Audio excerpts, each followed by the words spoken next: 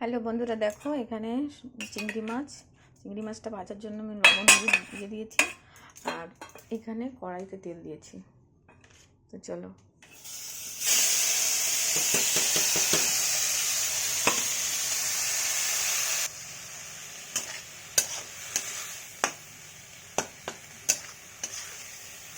এটা চিংড়ি মাছ ভাজা হচ্ছে, ছোটো ছোটো চিংড়ি মাছ। আর এখানে দেখো কুমড়ো শাক।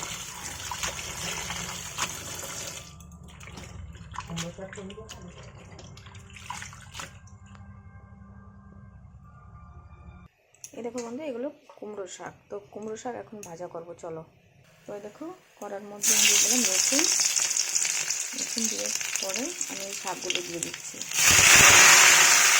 কুমড়ো শাক এগুলো।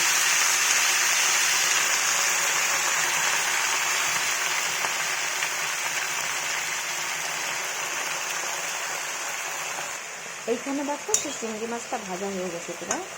চিংড়ি মাছের দিয়ে ধনে পাতা দিয়ে একটা চাটনি তৈরি করব রাত্রেবেলা।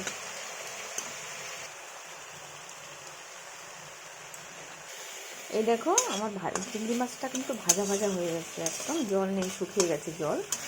আর এটাকে এখন চাটনি তৈরি করবো। চলো কী দিয়ে চাটনি তৈরি করি, তো সেটা দেখাবো। এই পাশে সেই কুমড়ো শাক ভাজাটা। তো দেখো নুন দিচ্ছি পরিমাণ মতন নুন দিতে হবে, না হলে কিন্তু বেশি হয়ে গেলে খেতে পারবে না, কারণ কি এটা ভাজা করছি। নুন দিয়েছি, উপরে হলুদ দিচ্ছি পরিমাণ মতন, কারণ কি শাকে বেশি হলুদ দিলে না শাকের ভিটামিনটা চলে যায়, সবাই বলে, ডক্টরও বলে তাই। তো দেখো এই যে ধনে পাতা দিয়ে আর মানে চিংড়ি মাছ, কাঁচা চিংড়ি মাছ ছোটো ছোটোগুলো দিয়ে চাটনি করব। তার জন্য হালকা রসুন একটু তেলে ভেজে নেব, কারণ কি তেলে ভেজে নিলে না ওই কাঁচা কাঁচা গন্ধটা বেরোবে না, তার জন্য পরিমাণ মতন দিতে হবে। হালকা ফ্রাই করে নিতে হবে, কারণ কি হালকা ফ্রাই করে নিলে মানে সেই কাঁচা গন্ধটা থাকবে না, আর খেতেও খুব টেস্ট লাগবে। অনেক কেউ আছে যে রসুনের গন্ধ পছন্দ হয় না, তার জন্য। দেখো সেই শাক ভাজাটা একদম কম হয়ে আসছে, জল শুকিয়ে গেলে হয়ে যাবে ভাজাটা। তো বন্ধুরা দেখো, এই যে ধনে পাতা আছে, এখানে শুকনো চিংড়ি মাছ আছে, মানে কাঁচা মাছ আছে, চিংড়ি মাছ ভেজে এরকম করেছি লাল লাল। আর এগুলো রসুন হালকা ভাজা করেছি, আর এগুলো আছে কাঁচা লঙ্কা। এরপরে এইগুলো সব মানে পিষতে হবে। চলো তোমাদের দেখাচ্ছি। তো বন্ধুরা দেখো, এই যে আমার সেই ধনে পাতা আর চিংড়ি মাছ চাটনিটা তৈরি হয়ে গেছে।